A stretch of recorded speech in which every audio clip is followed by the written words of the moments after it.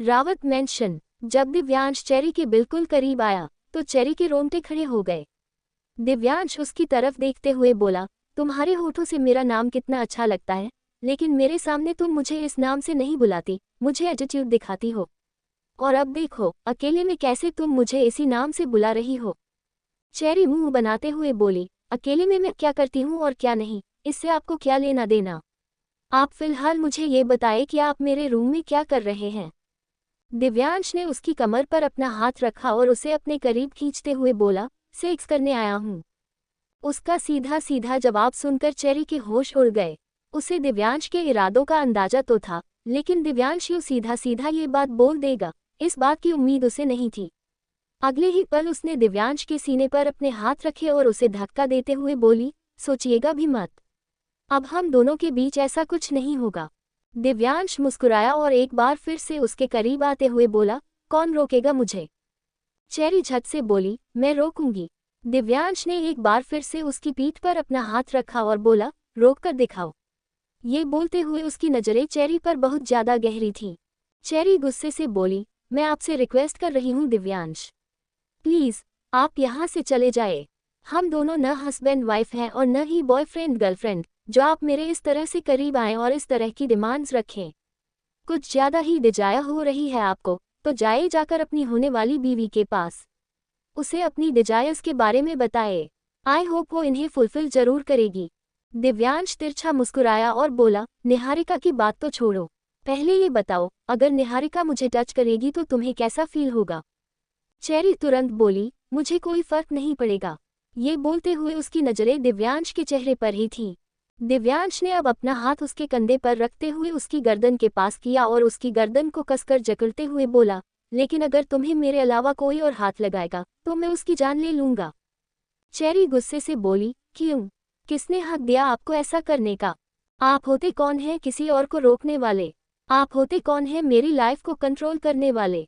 मैं एक बार फिर से रिक्वेस्ट कर रही हूँ आपसे, चुपचाप यहाँ से चले जाए दिव्यांश, वरना मुझे सीरियसली अब स्ट्रॉबेरी और डैड को ये सब बताना पड़ेगा। मुझे उन्हें इन्वॉल्व करना पड़ेगा। मैं नहीं चाहती कि वे दोनों हमारी वजह से परेशान हों, लेकिन अगर आप नहीं मानेंगे तो मुझे उन्हें सब बताना पड़ेगा, ये जो आप मेरे साथ कर रहे हैं और ये जो आपके दिमाग में चल रहा है।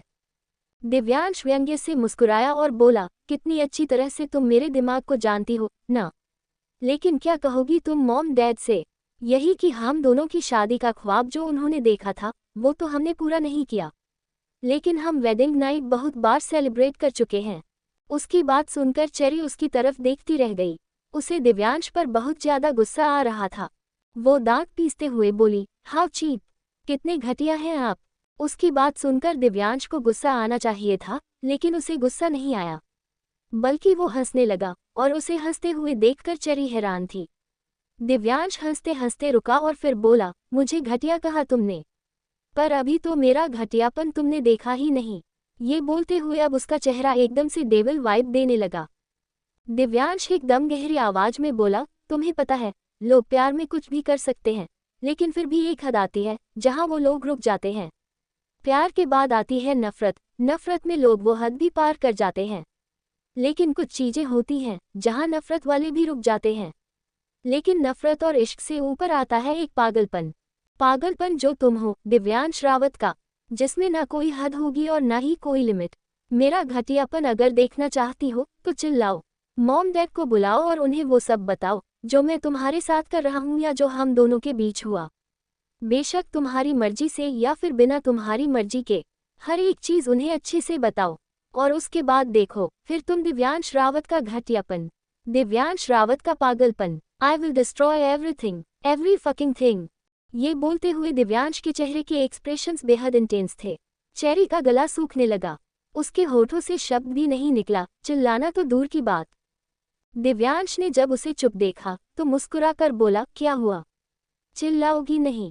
चेरी पीछे की तरफ हटने लगी। दिव्यांश ने उसे कमर पर हाथ लगाकर रोका और बोला, वहां कहाँ जा रही हो रेड? बैग तो उस तरफ है। ये बोलते हुए उसने बैग की तरफ इशारा किया। चेरी की आंखों में नमी तैर गई। वो उसकी तरफ देखते हुए बोली, ये सब करके आप मेरा जिस्म हासिल कर लेंगे एवोकाडो, लेकिन इन सब के बाद मुझे आपसे और भी ज्यादा नफरत हो जाएगी। दिव्यांश मुस्कुराया और बोला, तुम्हारी नफरत मेरे लिए मैटर ही नहीं करती। बेशक जितनी करनी है करो। दिव्यांश के लिए अगर कुछ मैटर करता है तो सिर्फ और सिर्फ उसकी जिद, जो वो हर कीमत पर पूरी करके रहेगा। चेरी की आंखों से नमी अब बाहर की तरफ लुढ़कने लगी और दिव्यांश उसे यूं ही उसकी कमर पर हाथ रखकर बिस्तर की तरफ ले जाने लगा। बिस्तर के पास आकर उसने जोर से चेरी को बेड पर धक्का दिया। चेरी बेड पर लेट गई। उसकी सांसें बेहद गहरी चल रही थीं और वो थोड़ा कांप रही थी। दिव्यांश का ये रूप देखकर उसे दिव्यांश से नफरत से ज्यादा अपने दिल में तकलीफ महसूस हो रही थी। दिव्यांश ने उसे देखते हुए अपनी शर्ट के बटन खोलने शुरू किए, लेकिन फिर अचानक ही रुका।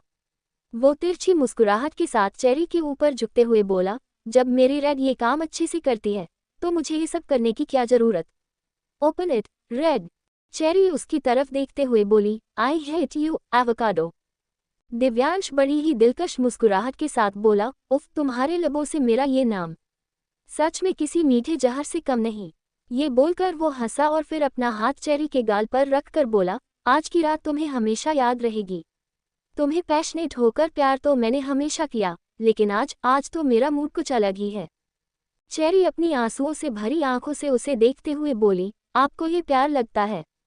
क्या आप सच में नहीं जानते आप मेरे साथ क्या कर रहे हैं?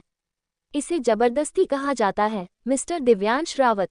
दिव्यांश मुस्कुराया और बोला, जबरदस्ती मतलब रेप? और तुम कहना चाहती हो कि मैं तुम्हारा रेप कर रहा हूँ? उसके मुंह से ये लाइन सुनकर चेरी की हार्ट बीट जैसे एक पल के लिए रुक गई। वो कभी दिव्यांश के लिए ये शब्द इस्तेमाल नहीं करना चाहती थी, लेकिन दिव्यांश जिस तरह से उसके साथ पेश आ रहा था, उसके बाद उसके पास कोई ऑप्शन भी नहीं बचा था। दिव्यांश ने उसका हाथ अपने हाथ में कसकर जकड़ा और फिर अपनी शर्ट के बटन पर रखते हुए बोला, अगर तुम्हें ऐसा लगता है तो ऐसा ही सही। दिव्यांश रावत को तुम्हारी सोच और तुम्हारे नजरिए से फर्क नहीं पड़ता। ये बोलकर वो उसकी गर्दन पर झुका और उसकी गर्दन को चूमने लगा। चेरी की आंखों के किनारों से आंसू बह गए। वो बस दिव्यांश की हरकतों को महसूस कर रही थी, लेकिन उसे जरा सा भी रिस्पांस नहीं दे रही थी। दिव्यांश ने उसके हाथ को कसकर दबाया तो चेरी की हल्की सी आह निकल गई।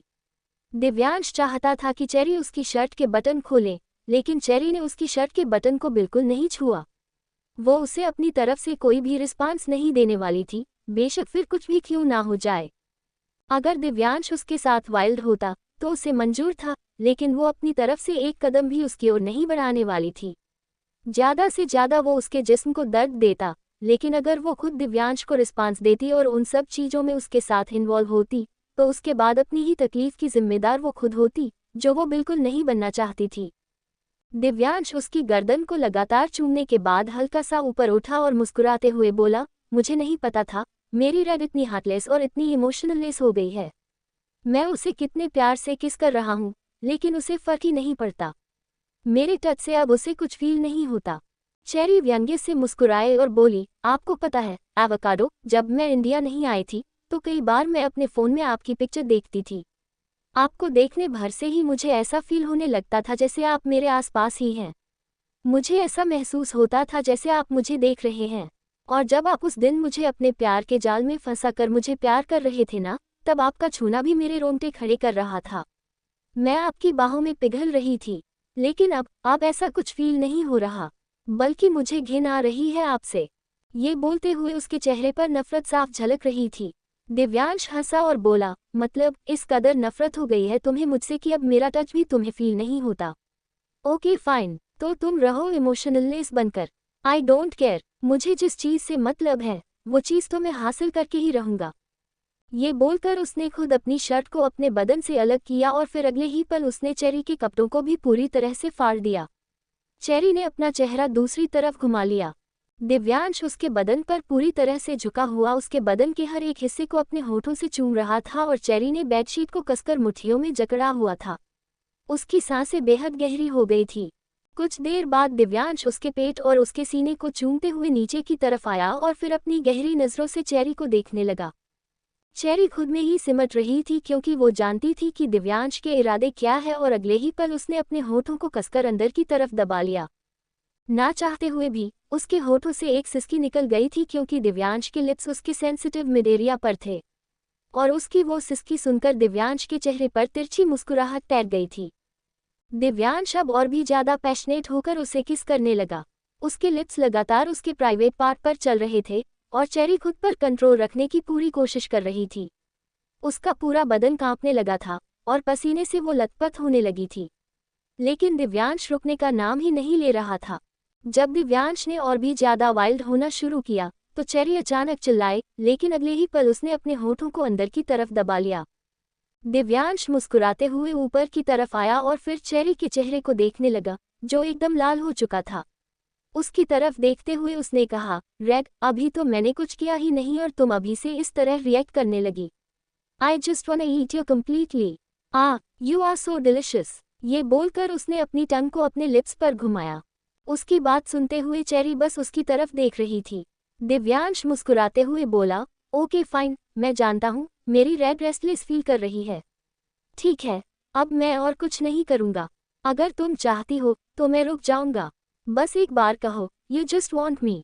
चेरी ने गहरी सांस ली और अपने थर थर कांपते हुए होठों से कहा, आई हेट यू। उसके मुंह से आई हेट यू सुनकर दिव्यांश के चेहरे पर बड़े ही अजीब एक्सप्रेशंस आ गए। वो मुस्कुरा रहा था, लेकिन उसकी आंखों में एक अलग ही गुस्सा नजर आ रहा था।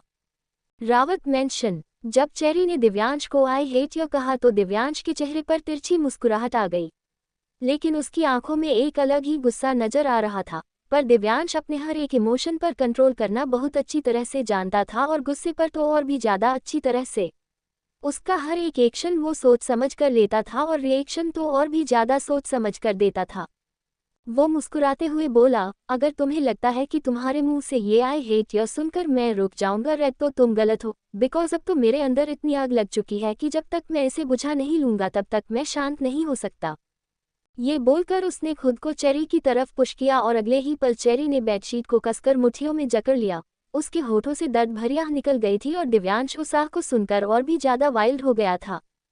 चेरी के हाथ अभी भी बेडशीट पर कसे हुए थे, लेकिन अब दिव्यांश ने उन्हें अपने हाथों में पकड़ा और बिस्तर पर ऊपर की तरफ लगा दिया। चेरी उसके नीचे बिस्तर पर लेटी हुई अपने होठों को कुचल रही थी। उसे अपनी बॉडी में पेन महसूस हो रहा था और दिव्यांश खुद को उसके अंदर मूव कर रहा था। उसकी नज़रें चेरी के चेहरे से लेकर उसकी कमर तक जा रही थी और अब वो एक बार फिर से उसके ऊपर झुका और उसके होठों पर अपना कब्जा जमाते हुए उसे फ्रेंच किस करने लगा। चेरी उसे बिल्कुल रिस्पांस नहीं दे रही थी, लेकिन दिव्यांश ने सही कहा था, उसे चेरी के रिस्पांस की जरूरत ही नहीं। वो खुद ही काफी था चेरी पर अपना राइट क्लेम करने के लिए। ना जाने कितने ही घंटे वो चेरी के ऊपर यूं ही झुका रहा और चेरी की दर्द भरी सिसकियां उस कमरे में गूंजती रही। वहीं दूसरी तरफ रावी अपने कमरे में थी और आईने के सामने खड़ी थी। इस वक्त उसने नाइटी पहनी हुई थी और उसकी नज़र अपनी गर्दन पर थी जहां पर अभिमन्यु ने उसे बाइट किया था।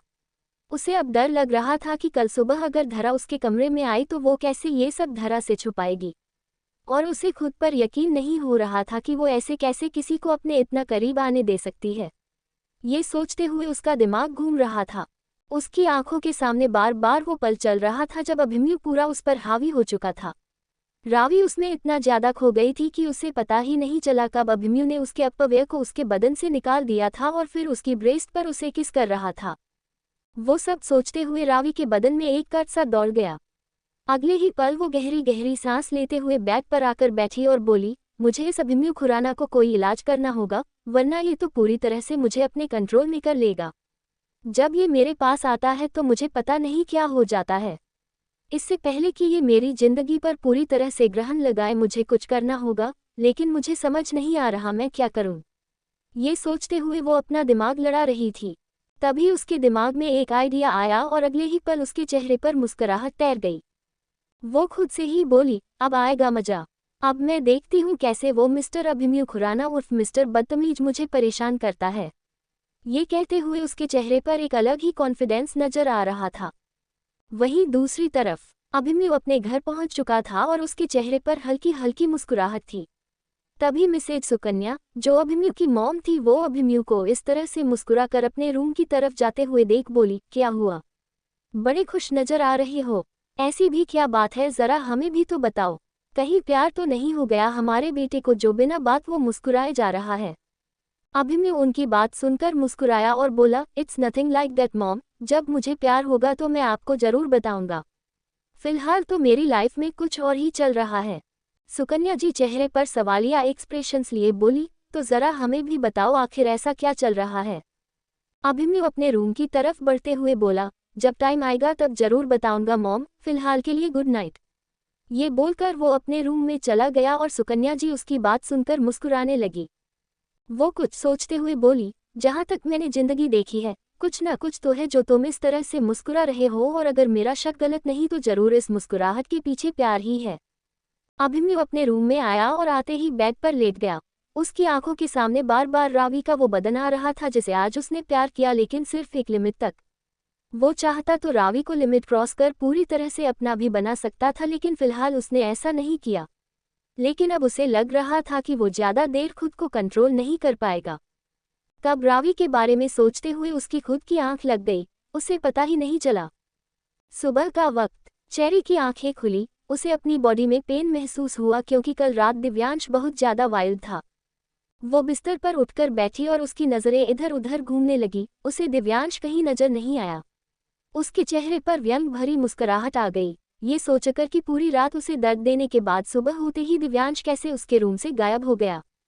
वो खुद से ही बोली, मैंने कभी नहीं सोचा था एवोकाडो कि आप इस हद तक भी जा सकते हैं। आपको ये सब नहीं करना चाहिए था, लेकिन अब मैं भी बहुत अच्छी तरह से समझ चुकी हूँ कि मुझे क्या करना है। बहुत अच्छा लगता है ना आपको इमोशंस के साथ खेलना। जब आप हार्टलेस हो सकते हैं तो अब मुझे भी थोड़ा दिमाग से सोचना पड़ेगा। ये बोलते हुए वो किसी चीज़ के बारे में सोच रही थी। उसका मन कर रहा था दिव्यांश से दूर जाने का। वो सोच रही थी कि काश वो रावत मेंशन छोड़कर कहीं और रहने के लिए जा सकती, लेकिन अब 5 दिन बाद ही कार्तिक और उसकी शादी थी, तो 5 दिन के लिए वो कहीं और भी नहीं जा सकती थी। पर उसे इतना जरूर समझ में आ गया था कि उसे दिव्यांश को खुद से दूर कैसे रखना है। वो बिस्तर से उठी। उसे अपनी बॉडी में सच में बहुत ज़्यादा पेन महसूस हो रहा था, लेकिन किसी तरह चलते हुए वो वॉशरूम में गई और फिर गर्म पानी से शॉवर लेने लगी। गर्म पानी की वजह से उसे थोड़ी बहुत राहत मिल रही थी।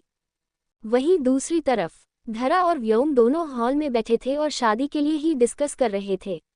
कल दिव्यांश और निहारिका के साथ साथ कार्तिक और चेरी की भी एंगेजमेंट थी। हालांकि धरा को अब अपने डिसीजन पर पछतावा हो रहा था कि उसने क्यों कार्तिक और चेरी का रिश्ता फाइनल किया, लेकिन अब सिवाय पछताने के वो और कुछ नहीं कर सकती थी। व्योम धरा की तरफ देखते हुए बोला, तुमने स्वास्थ्य फैमिली को इन्फॉर्म तो कर दिया था ना? उनकी तरफ से सारी प्रिपरेशन तो हो गई है ना? धरा जो अपने ही ख्यालों में खोई हुई थी, उसे व्योम की बात सुनाई ही नहीं दी। उसे यूं देखकर व्योम ने उसके कंधे पर अपना हाथ रखा तो धरा एकदम से हड़बड़ा गई। व्योम उसकी तरफ देखते हुए बोला, मुझे नहीं पता था कि तुम दिन में भी ख्वाब देखती हो क्राई बेबी। माना मैं तुम्हें रात को सोने नहीं देता, लेकिन इसका मतलब ये तो नहीं अब तुम दिन में अपने ख्वाब देखोगी, जबकि मैं तुमसे इम्पोर्टेंट डिस्कशन कर रहा हूँ। धरा मुंह बनाते हुए बोली, ऐसी कोई बात नहीं है मिस्टर हल्क, मैं बस चेरी के बारे में सोच रही थी। व्योम हल्का सा मुस्कुराया और बोला, मैंने भी चेरी के बारे में ही तुमसे सवाल किया है। मैं तुमसे पूछ रहा हूँ कि क्या तुमने स्वास्थ्य फैमिली को इन्फॉर्म कर दिया था? बहुत कम टाइम मिला है एंगेजमेंट की प्रिपरेशन करने के लिए, लेकिन मुझे जानना है कि उन्होंने अपनी तरफ से कोई तैयारी की या नहीं, वरना मुझे सब कुछ करवाना होगा। धरा अपना सिर हिलाकर बोली, मैंने उन्हें इन्फॉर्म कर दिया था और उनकी तरफ से सारी तैयारियां हो गई हैं। वो तो चेरी को जल्द से जल्द अपने घर की बहू बनाना चाहते हैं। व्योम उसकी बात पर व्यंग्य से मुस्कुराया। धरा उसकी तरफ देखते हुए बोली, आप मुस्कुरा रहे हैं? आपको पता है ये सोच सोचकर मेरा दिमाग फट रहा है कि मेरी चेरी मुझसे दूर चली जाएगी। कहाँ मैं उसे हमेशा के लिए अपने पास रखना चाहती थी और कहाँ सब कुछ बर्बाद हो गया। व्योम डेविल स्माइल के साथ बोला, तो सब कुछ बर्बाद भी तो तुमने ही किया है क्राई बेबी। तुम्हारी हमेशा से आदत रही है हाइपर होकर काम करने की। तुम्हें लगता है कि तुम सुपर वुमन हो और सब कुछ हैंडल कर सकती हो, लेकिन आखिर में तुम्हें मेरी हेल्प की जरूरत पड़ी जाती है, पर इस बार मैं कुछ नहीं करने वाला। धरा झट से बोली, प्लीज मेरी हेल्प कर दीजिए ना मिस्टर हल्क। आई प्रॉमिस अगर आप जो मैं चाहती हूँ वो करने में मेरी हेल्प करेंगे तो एक हनीमून मैं आपके लिए स्पॉन्सर करूंगी। उसकी बात सुनकर व्योम ने डेविल नजरों से उसे देखा और फिर हंसते हुए बोला, हनीमून की रिश्वत की जरूरत नहीं है क्राई बेबी, जो तुम चाहती हो होगा वही, लेकिन इस बार तो मियाँ में हम दोनों ही कुछ नहीं करेंगे। जिसे जो करना है वो खुद ब खुद कर लेगा। ये बोलकर वो अपनी जगह से उठा। धरा बस व्योम की तरफ देखती रह गई और अब व्योम डाइनिंग टेबल की तरफ बढ़ गया। वो एक बार फिर से धरा की तरफ देखते हुए बोला, रावी कहाँ है? धरा मुंह बनाते हुए बोली, वो तो कब की चली गई, वैसे तो 9 बजे जाती है लेकिन आज 8 बजे चली गई। दिव्यांश ने तो मेरा दिमाग खराब कर ही रखा है। आजकल ये रावी भी कुछ कम नहीं और ध्रुवांश, उसका तो पूछिए ही मत। पता नहीं कहाँ बिजी रहता है। वो भी दिव्यांश और आपसे कम नहीं है, अलग ही दिमाग चलता है उसका भी। ये बोलते हुए उसने अलग मुंह बनाया। व्योम तिरछा मुस्कुराया और बोला, औलादे मेरी है तो दिमाग भी मेरे जैसा ही होगा। वेल तुम लेती रहो इन तीनों की टेंशन, लेकिन मुझे इन तीनों में से किसी की भी टेंशन नहीं है, बिकॉज आई नो मेरी कौन सी औलाद क्या कर सकती है और क्या नहीं। जब तक चीजें उनके हाथ में है, इट्स वेल एंड गुड। जब चीज उनके हाथ से निकल जाएगी तो मैं हूं उन्हें संभालने के लिए। सी। उसकी बात सुनकर धरा उसकी तरफ देखती रह गई। वहीं दूसरी तरफ एक छोटा सा घर, जहां एक लड़की अपनी जगह पर खड़ी थर थर कांप रही थी और उसके सामने खड़ी एक औरत गुस्से से उसे घूर रही थी। अगले ही पल वो औरत उस लड़की के बिल्कुल करीब हुई और दूसरे ही पल एक जोरदार थप्पड़ उस औरत ने उस लड़की के गाल पर जड़ दिया तो वो लड़की सीधा नीचे जमीन पर जाकर गिरी। तभी दरवाजे पर कदमों की आहट हुई। एक छोटा सा घर, जो तकरीबन 2 कमरों का था, वहां पर एक लड़की अपनी जगह पर खड़ी थरथर कांप रही थी। उसके सामने ही एक औरत खड़ी थी, जो उसे गुस्से से घूर रही थी। अगले ही पल वो औरत अब लड़की के बिल्कुल करीब आए और उसने एक जोरदार थप्पड़ उस लड़की के गाल पर जड़ दिया।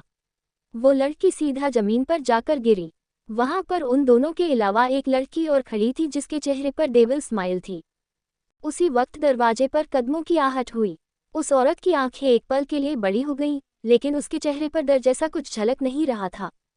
वहीं दरवाजे पर अभी अभी आया शख्स अंदर की तरफ बढ़ा और सामने गिरी हुई लड़की को देखकर हैरान रह गया। वो शख्स रघुवीर था, जो जमीन पर गिरी लड़की का बाप था। वो बाप जिसने अपनी बीवी के मर जाने के बाद अपनी छोटी सी 2 दिन की बच्ची को मां का प्यार देने के लिए दूसरी शादी की थी, लेकिन जिसे वो अपनी जिंदगी में ये सोचकर लाया था कि वो उसकी बच्ची को सगी मां जैसा प्यार देगी, उसने सौतेलेपन की भी सारी हदें पार कर दी थी। वो औरत सुशीला रघुवीर की तरफ देखते हुए बोली, आपको पता है इस लड़की ने क्या किया है? रघुवीर जी उस लड़की को संभालते हुए बोले, बेशक मिश्री ने कुछ भी किया हो, लेकिन उसे इस तरह से मारने का क्या मतलब बनता है? सुशीला। ये बोलते हुए वो मिश्री के चेहरे की तरफ देख रहे थे। तकरीबन 18 साल की मिश्री, जो दिखने में बेहद खूबसूरत थी, उसके चेहरे की सारी खूबसूरती फिलहाल के लिए उसके आंसुओं ने छीन ली थी। उसका गाल एकदम लाल नजर आ रहा था, जिस पर अभी अभी सुशीला ने थप्पड़ जड़ा था। सुशीला गुस्से से कांपते हुए बोली, हाँ, मैंने मारा है थप्पड़, क्योंकि ये इसी के लायक है। इसकी हिम्मत कैसे हुई आपको और मुझे बताए बिना कॉलेज में एडमिशन लेने की? और वो भी उसी कॉलेज में जहां पर मैंने अपनी बेटी का एडमिशन करवाया है। मुश्किल से मैंने फीस के पैसों का इंतजाम किया, पूरे 5 लाख लगे हैं सिर्फ 2-3 महीनों के लिए, और वहां इसने जानबूझकर अपना एडमिशन करवाया मेरी बेटी से बराबरी करने के लिए। लेकिन ये बताए कि इसके पास इतने पैसे कहाँ से आए? अब आप ये मत कहिएगा कि आपने इसको पैसे दिए, क्योंकि आपके पास तो खुद कुछ नहीं है। तनख्वाह के नाम पर सिर्फ 30,000 मिलते हैं आपको, जिससे मैं इस घर का गुजारा बहुत मुश्किल से चलाती हूँ। इसकी एडमिशन की तो बात ही छोड़ दीजिए। मिश्री की आंखों से आंसू बह रहे थे। उसने रघुवीर जी की तरफ देखा और बोली, बाबा, मैं झूठ नहीं बोल रही हूँ। मुझे सच में स्कॉलरशिप मिला है। मुझे उस कॉलेज में एडमिशन के लिए पैसों की जरूरत नहीं है। सुशीला चिल्लाते हुए बोली, चुप, बिल्कुल चुप, अब एक लफ्ज नहीं कहोगी तुम। मैंने कह दिया तुम उस कॉलेज में नहीं जाओगी, मतलब नहीं जाओगी। बहुत अच्छी तरह से जानती हूँ तुम उस कॉलेज में क्यों जाना चाहती हो।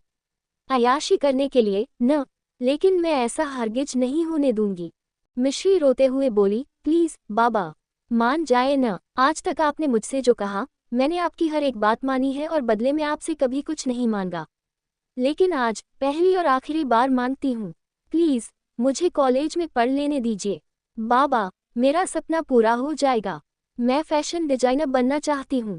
प्लीज बाबा, मुझे मेरे सपनों को पूरा कर लेने दीजिए। मैं आपके हाथ जोड़ती हूँ। ये बोलते हुए उसकी आंखों से आंसू लगातार बह रहे थे। सुशीला चीखते हुए बोली, तुम्हारे बाबा तुम्हें क्या इजाजत देंगे जब मैंने ही मना कर दिया? उनकी बात पूरी होती उससे पहले ही रघुवीर जी बोले, मेरी बेटी कॉलेज जाएगी। उनकी बात सुनकर सुशीला हैरान रह गई। आज तक उस घर में कभी उनकी मर्जी के बिना एक पत्ता भी नहीं हिला था, तो मिश्री का कॉलेज जाना वो कैसे बर्दाश्त कर सकती थी? रघुवीर जी की बात सुनते हुए मिश्री भी हैरान रह गई। रघुवीर जी कांपती हुई आवाज में बोले, पूरी जिंदगी में तुम्हारे लिए कुछ नहीं कर पाया मिश्री, लेकिन आज करना चाहता हूँ। तुम कॉलेज जाओगी बेटा, तुम्हें अपने ख्वाब पूरे करने हैं न? बेशक करो, लेकिन अपने बाबा की इज्जत की लाज रखना। ये बोलते हुए उन्होंने अपने हाथ जोड़ लिए। मिश्री झट से रोते हुए बोली, आप ऐसा मत कहिए बाबा, मैं ऐसा कुछ नहीं करूंगी जिससे आपकी इज्जत पर आंच जाए। मेरे लिए आप मेरी जान से भी बढ़कर हो, मैं आपको कभी कोई तकलीफ नहीं पहुंचा सकती। उन दोनों को यूं देखकर सुशीला के चेहरे पर हद से ज्यादा गुस्सा झलक रहा था। वो दांत भींचते हुए बोली, बहुत प्यार उमड़ रहा है न तुम दोनों बाप बेटी के बीच। ठीक है, तुम दोनों को जो करना है करो, लेकिन अगर ये लड़की मेरी बेटी के रास्ते में आए तो मैं इसे छोड़ूंगी नहीं। इसे कह दो कि मेरी बेटी से दूरी बनाकर रखे। ये उसके साथ तो क्या, उसके सामने खड़ी होने के लायक भी नहीं है। कॉलेज में अगर इसने मेरी बेटी की तरफ नजर उठाकर भी देखा तो मैं जान ले लूंगी इसकी। ये बोलते हुए वो गुस्से से कांप रही थी। उनकी बातें सुनते हुए न रघुवीर ने कुछ कहा और न ही मिश्री ने, लेकिन सामने वाले कमरे के दरवाजे पर खड़ी वान्या का चेहरा गुस्से से एकदम लाल हो गया था। वो कब से ये सारा तमाशा देख रही थी। वहीं वान्या सुशीला की अपनी बेटी थी, जो उनकी पहली शादी से थी, न कि रघुवीर जी के साथ हुई शादी से। वो जल्दी से बोली, लेकिन ऐसे कैसे मॉम? उसकी बात पूरी होती उससे पहले ही सुशीला ने अपना हाथ दिखाकर उसे चुप करवा दिया। वान्या गुस्से से पैर पटकते हुए अंदर वाले कमरे में चली गई।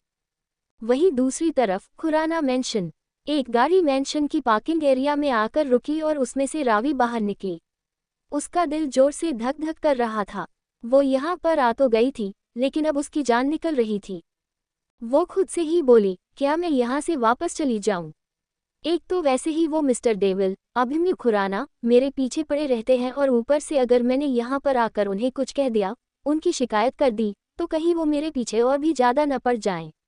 अभी तो वो कॉलेज में मेरा दिमाग खराब करते हैं, लेकिन अगर अब वो मुझसे बदला लेने के लिए मेरे घर पर आ गए तो ओह गॉड, ये मैंने पहले क्यों नहीं सोचा। अब मैं क्या करूं, कहाँ जाऊं? ये बोलते हुए उसका चेहरा एकदम डरा हुआ था। वो जल्दी से अपनी गाड़ी में वापस बैठने लगी ताकि वहां से निकल सके, लेकिन तभी एक औरत ने उसकी तरफ देखते हुए पूछा, एक्सक्यूज मी, तुम कौन? रावी ने जैसे ही वो आवाज सुनी, उसकी आंखें बड़ी हो गईं। उसने पलटकर पीछे की तरफ देखा, जहां पर सुकन्या खड़ी थी। सुकन्या, जो अभिमन्यु खुराना की मॉम थी। उन्हें देखते हुए रावी को समझ नहीं आ रहा था कि वो क्या कहे, क्या करे। कपड़ों से तो सुकन्या जी उस घर की मालकिन लग रही थी, लेकिन रावी को फिलहाल कुछ समझ नहीं आ रहा था। वो जल्दी से सुकन्या जी के सामने आए और बोली, क्या आप इस घर में जॉब करती हैं? सुकन्या जी की आंखें बड़ी हो गईं। एक लड़की ने उन्हें मालकिन से सीधा नौकर बना दिया था, तो उनके एक्सप्रेशंस भी उसी हिसाब से थे। लेकिन कुछ सोचते हुए वो जल्दी से बोली, हाँ, मैं यहाँ पर काम करती हूँ। लेकिन तुम कौन हो? तुम्हें तो मैंने आज तक यहाँ पर कभी नहीं देखा। बड़ी मालकिन बड़ी खड़ूस हैं, क्या तुम उनकी कोई रिश्तेदार हो? रावी झट से बोली, रिश्तेदार? और इस खुराना फैमिली की? बिल्कुल भी नहीं, मैं तो उनकी दुश्मन हूँ, दुश्मन, और सबसे बड़ी दुश्मन हूँ। मैं यहाँ रहने वाले अभिमन्यु खुराना की। तुम्हें पता है, वो मेरे प्रोफेसर हैं, एक नंबर के नालायक प्रोफेसर हैं। वो पढ़ाते तो कुछ भी नहीं है, लेकिन मेरी जिंदगी की उन्होंने अच्छी खासी क्लास लगा रखी है। मैं यहाँ पर आई थी उनकी शिकायत लगाने, क्योंकि कॉलेज में तो उनकी शिकायत नहीं लगा सकती, मेरे घर पता चल जाएगा, लेकिन अब मुझे यहाँ आकर भी डर लग रहा है, इसलिए मैं बिना उनकी शिकायत लगाए ही जा रही हूँ।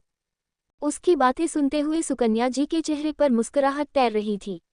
अब उन्हें याद आया कि कल रात अभिमन्यु भी बड़ा मुस्कुरा रहा था।